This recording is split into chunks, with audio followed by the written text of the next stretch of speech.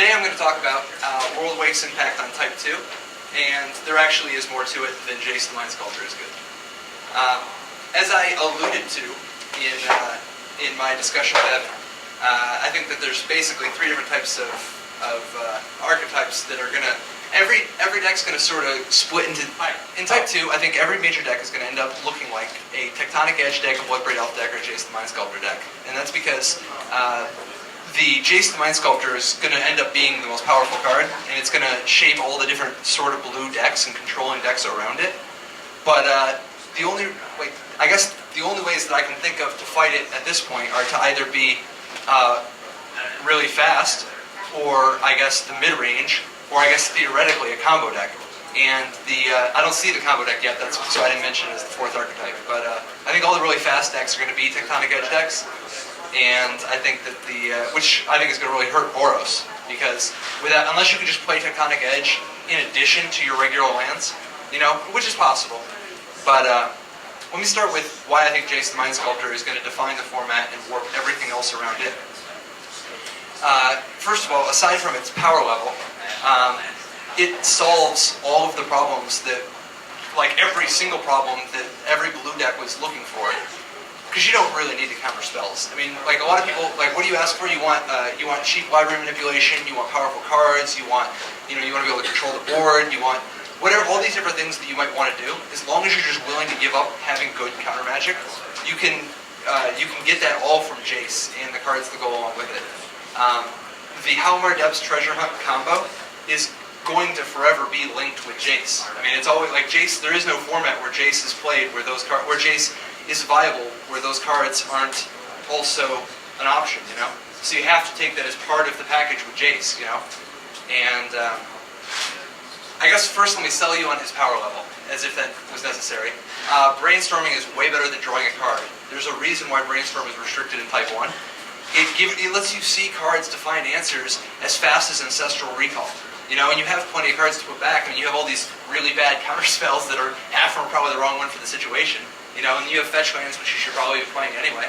And then as far as his bounce ability, a lot of people wonder, why does it start as at -1? Why is the bounce ability the one you have to pay for, and the brainstorming one free? And that's because the brainstorming one is more or less, it's always as good as it is, and it's a stronger ability. But the unsummon one, when you want it really bad. Like, it's really, really important to have. So it's well worth paying for, I mean, as a matter of fact, I think that the unsummon ability in Jace alone invalidates probably half the decks that people think are actually viable. Because look at all for instance, take Mono Green. Mono Green should be a good deck. It already is an existing deck, and it gained tons of new tools. But if Mono Green's going to survive, it's going to have to adapt to a world where if they tap out for a Leatherback Bailoff, the other guy can just go, Jace, bounce your Bailoff. And you just you've lost so much position. You spent your turn and they spent their turn, and now they just have a Jace on the battlefield. And if you don't have a card like Oblivion Ring or Lightning Bolt or Bloodbraid Elf to fight it, then you're going to be in kind of bad shape. So I think that you have to, if you're going to play a deck like that, and it's fine if you are, but if you're going to play a deck like that, you want to have a lot.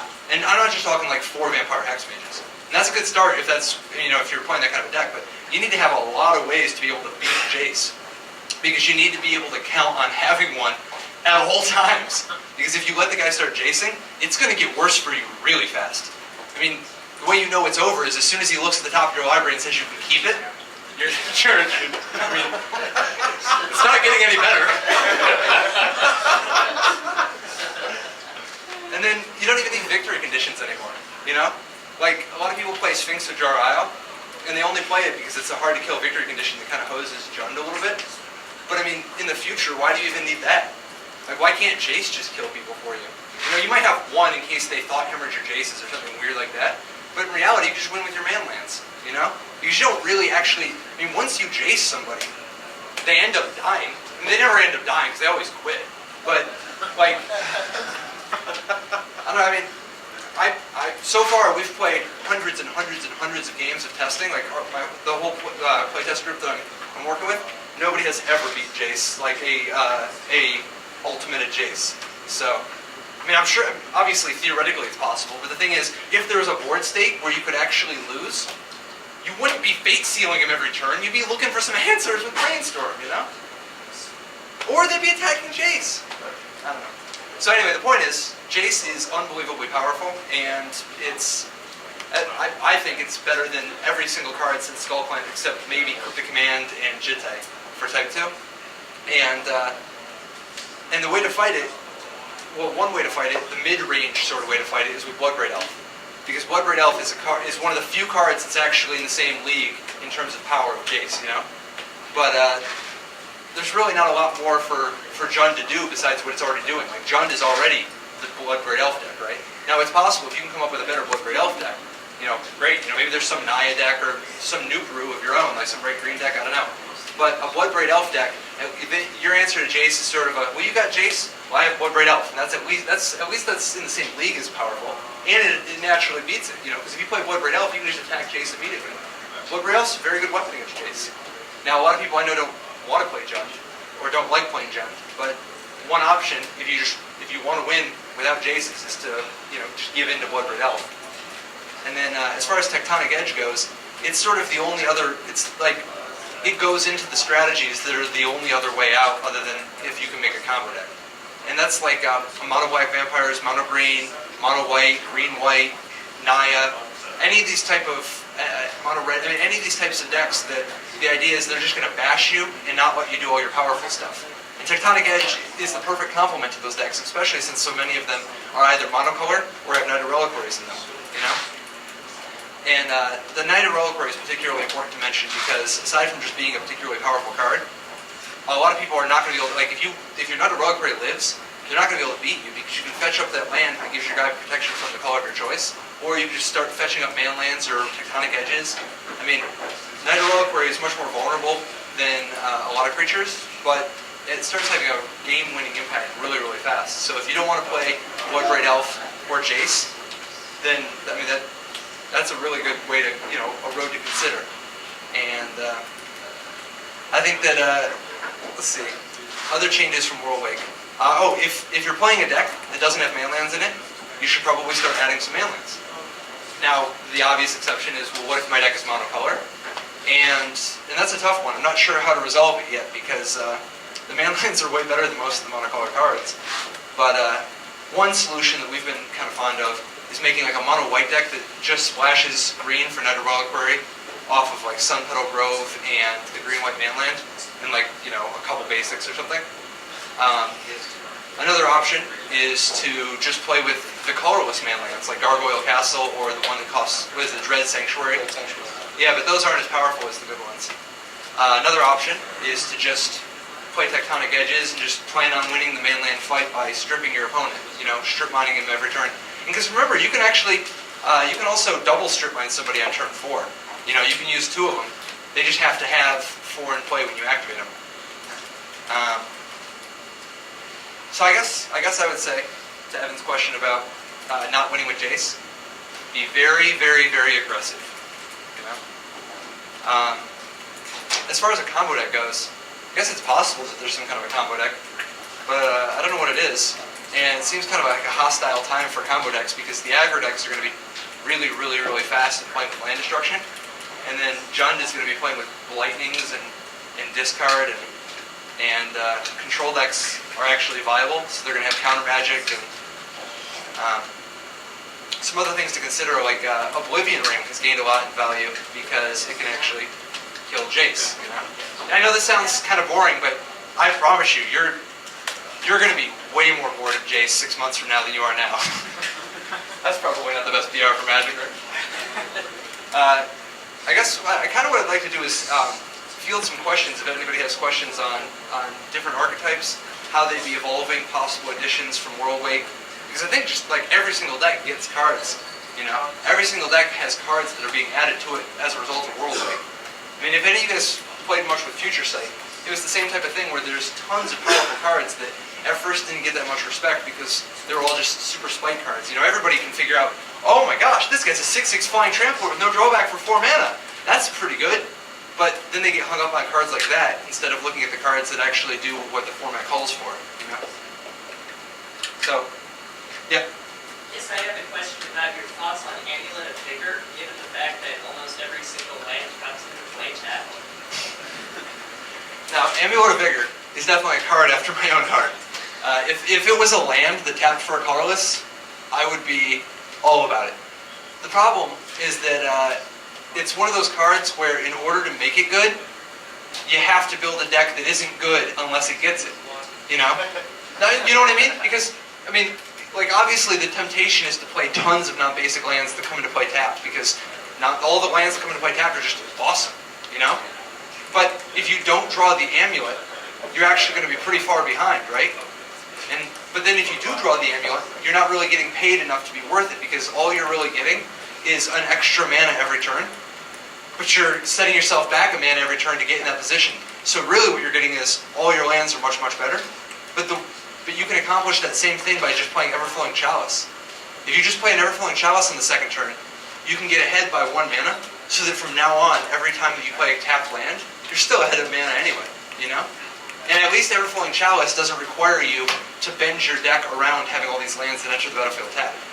Because there's no question, it takes a lot of discipline to not play all these incredible lands that, you know, like, why not just gain a life when, you know, Kabir Crossroads, who needs a plains when I can just gain 2 more life? You know, but you have to just be disciplined and make sure that your deck is consistent, you know? And I think that the Amulet, the better way to do the Amulet is to build a deck that does something really sick if it has the Amulet. Like if you have some kind of crazy combo, because if you can get like 2 Amulets or something, you can start netting mana. So if you can figure out something to do with that, where you can set up some combo to get a bunch of Amulets, now we're talking. Or, here's the better thing. And this is what, like, I was talking to Herbert Halls, I was like, man, is there any way we can Amulet? You know we would love to do it. And he said, is there at least one other card besides your land that work well with it?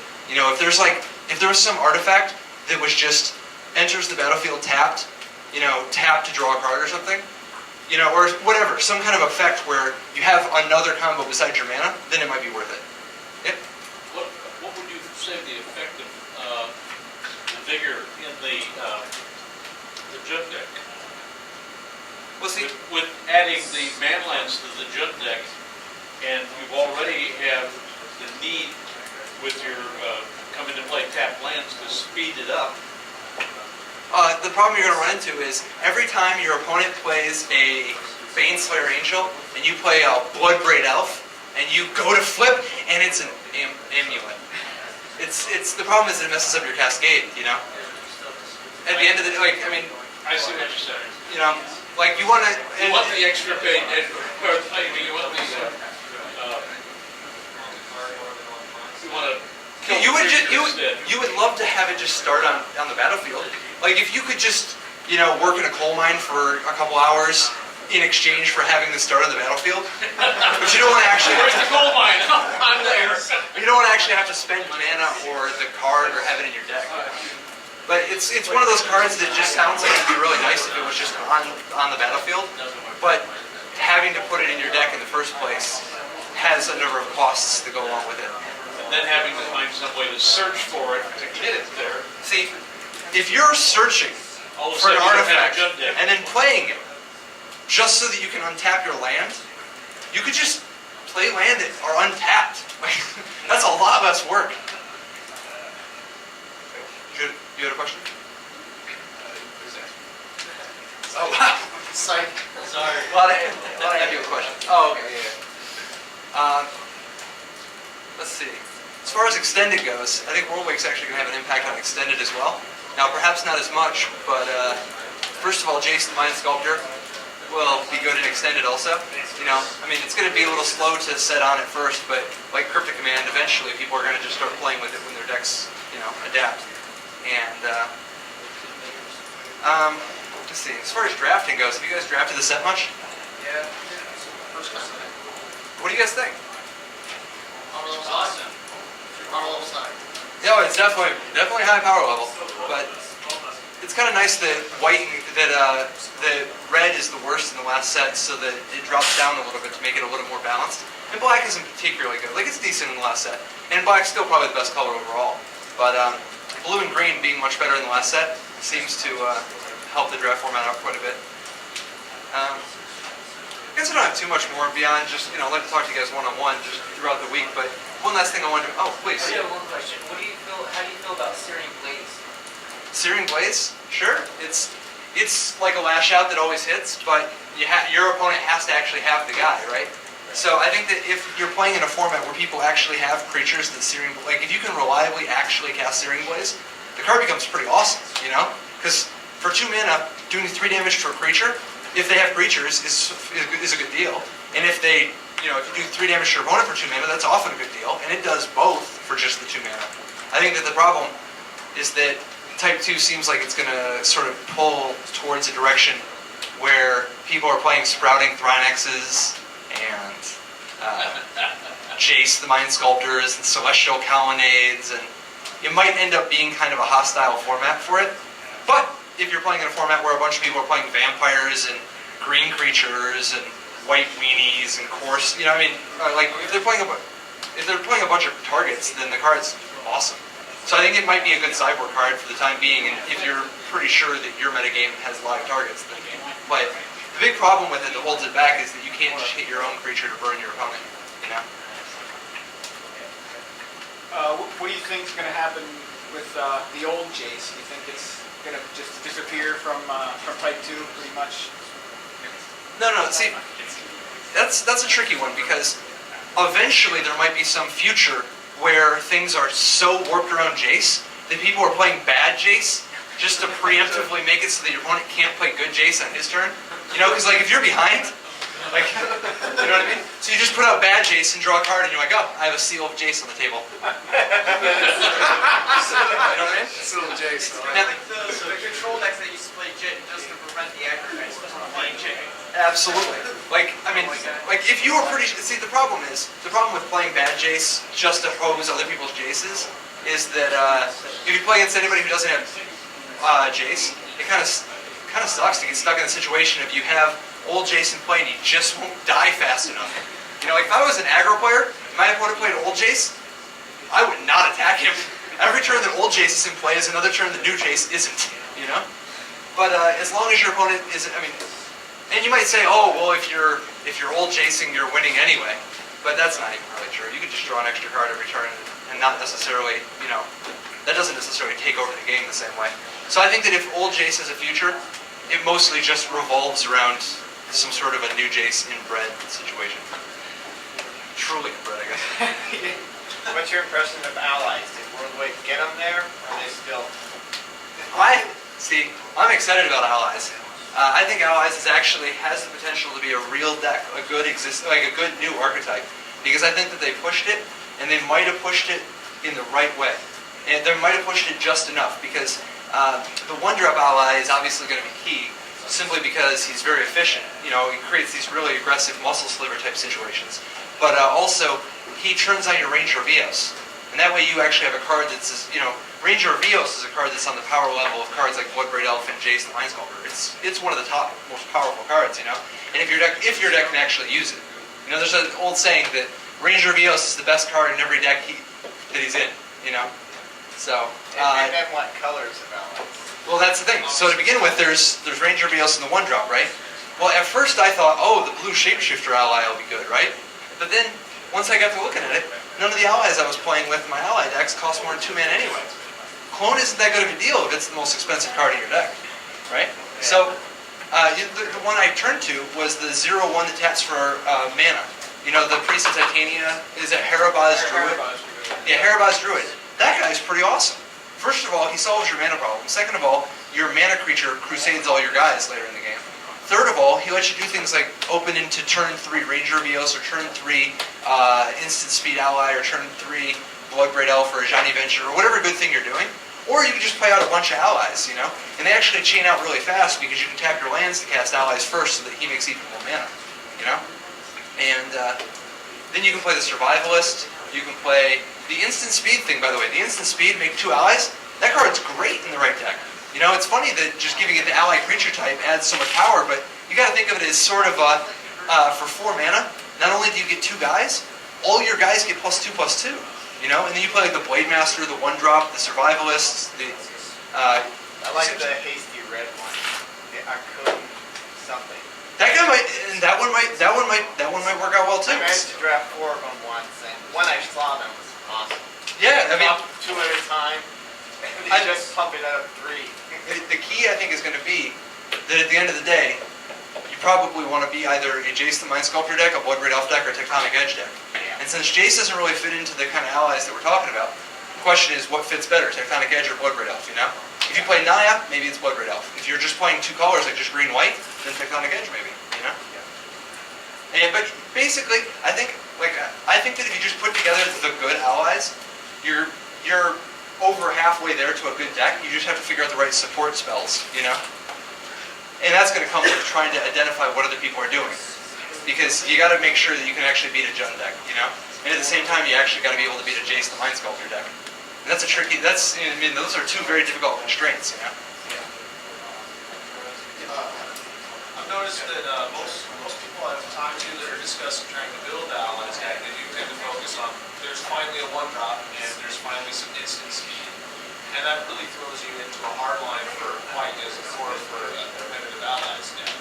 Absolutely. So what do you think the odds are to get black instant or turn an ally from gray or something in order to support out the color spectrum? You're talking about Rise of the Eldrazi? Attack weight. Or I'm hoping to see one come forward so that you're not locked in Wait. white. Rise from the Grave? Allies that you play. So are you talking about a card that exists, or? I'm talking about whether or not, in your experience, because you've had some design experience and all, what do you think the odds are that we'll see an additional instant speed source for allies in order to spread it out of just a hardcore white? It will probably be a number of years. Because Allies is predominantly a limited mechanic, and Rise of the Eldrazi was designed to be played limited separately from Zendikar and Worldwake. Okay. So I would be surprised if there were many, if any, allies in Rise of the Eldrazi. Now, that said, they will surely revisit allies at some point, and they will surely make an instant speed ally or 2, and they will surely give it to a color besides white, but it will probably be 5 years, you know. Doesn't allies just feel really vulnerable to like Earthquake and Day Judgment? Doesn't that just start the deck? Yeah, Earthquake and... No, the Earthquake and Day of Judgment are extraordinarily powerful against them. They're a creature-based deck. But creature-based decks have weapons against them. Like, for instance, Ranger of Eos refilling you, or if you have a mana denial element to keep them off of 4 mana, or if you have Planeswalkers to attack from a different direction, or if you have Eldrazi Monument, so that all your guys are indestructible. But you're absolutely right. You can't just play a creature deck and not have a plan for somebody who's going to use sweepers. It just feels like other creature decks, the creatures are powerful in themselves, and allies you need to overcommit to make them powerful, which is kind of awkward when those cards exist. Like, I don't know. Oh, like another creature deck? Oh, it's You know what I mean? Like, you can't just like, you can't play 2 guys. They're not powerful then. You need to like keep running out allies to make them big, right? Or to make them threats. So like, So I guess what is your question? You have to overcommit by like just by the design of allies. So what is the question? So like, doesn't that make them much more vulnerable than any other creature decks would be to those cards? Well, I mean, I don't think they're as vulnerable as Mono Green is. Because Mono Green doesn't have Ranger of Eos, you know? I mean, I think that they're extraordinarily vulnerable, and I'm probably going to play a Jace the Mind Sculptor deck myself. But I think that you just have to, if you're playing an ally deck, you have to be able to build your deck to combat sweepers, you know? Now, you're absolutely right that other people are playing with cards like Sprouting Thrynax and Putrid Leech and Baneslayer Angel. Those are cards that, it's like you played a bunch of allies already. You know, they're already good. And so, in order for allies to really justify themselves, you're going to have to create a situation where you're reliably pumping them enough to get paid. But it actually doesn't take that much if you play with the good allies, because, like, the 1-drop, if you curve out with a 1-drop and then a Blade Master, and then any other ally, it's like you're hitting your opponent with a Wild Mikado and a First Striking Watchwolf. Like, that actually, I mean, those are that's much better than people get in Type 2. You know, like a real Wild Mikado, you know? So you can actually get paid if you come out fast enough, and I think that has to be the bar. You have to play with allies that are good enough to be a mediocre card, at least a solid card on their own. And if you play just one more ally, become amazing. And a Blade Master, I mean, a 3/3 for 2 with First Strike and Vigilance is really good. And a mana creature that just taps for 2 mana of any color is really good, you know? So the people who talk about playing Umaro Raptor, that's the wrong direction. Because, I mean, not only do you not want a Wind Drake in Type 2, there's no way in the world you want a 3/3 flyer for 3, you know? So any ally you're thinking about playing, one more ally should make the card into a killer, you know? Have you taken a look at Zendikar Block yet? Just what are your thoughts on it? Zendikar Block? I haven't played Zendikar Block myself, but I know that Michael Jacob has quite a bit. He talks about, he says the Vampires just completely dominates the format. And he himself plays a Valakut deck and uses a lot of Punishing Fire to try to keep him in check. But he sounded pretty excited about Explore, having the option of Explore and a few other cards for the format. But it doesn't seem like it's a constructed format that's going to see much play until Rise of the Eldrazi, right? Like there's one more set before anybody will be playing Block at a super high level, right? Amsterdam, right? Is that the Block for card? Yeah, I think so. Is it Amsterdam or is it Puerto Rico? Amsterdam, sure, yeah. Okay. So yeah, I mean I haven't looked at it too much, but I hear Mono Black. I hear Vampires is really good, and I know Mike Jacob plays Valakut, so. Yeah, that's what I said. Like I haven't given it too much thought because it's. Plus, with Rise of the Eldrazi, some of the stuff that Rise of the Eldrazi is going to have will surely change things quite a bit, you know? Like, big colorless spells that have lands that make 2 mana, the equivalent of making 2 mana each, so that you get a whole bunch of Flame Javelin type cards. Or who knows what it could be. This one. No talking, Ken. Either Dave. Ken will be talking later. I think we're going to wrap it up. Not about Rise of the Eldrazi. We're about an hour off of supper, so I think we'll wrap this. And unless you've got something else specifically you wanted to hit. All right, cool. Let's wrap her up and play around with it. See y'all on supper.